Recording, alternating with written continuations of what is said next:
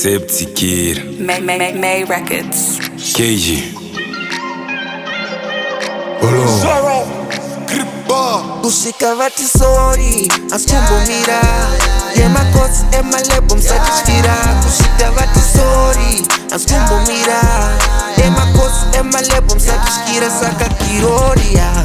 Isu tukupisa kunye ZebTsikira Isu tukure matashika pa area Apana kuchema na mo wangu apana neria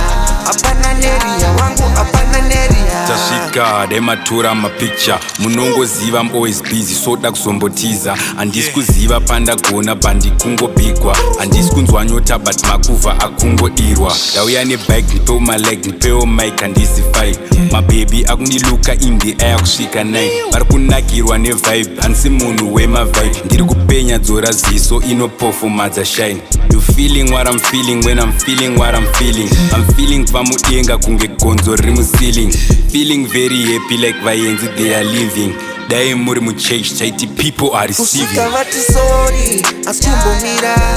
Yemakotsi emalebo msatishkira Kusika vati sorry, asikumbumira Yemakotsi emalebo msatishkira Saka kiroria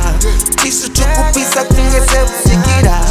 Isu tukure matashika pa area Apana kuchema na mo wangu apana neria Apana neria wangu apana neria Sorry chika vapidza handimbomira handiti eke Of course ndine magozi ngavambomire vacha vatete Besa mfamba nayo ine my blessings never fall Vasenere message onaka success vachatu roll one show I never step down on a low Been in the front no big door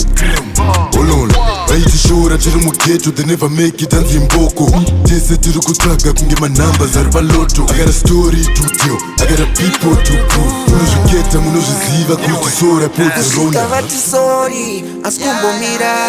Yemakotsi emalebo msatishkira Kusika vati sorry, asikumbumira Yemakotsi emalebo msatishkira Saka kiroria Isu tukupisa kunye ZebTsikira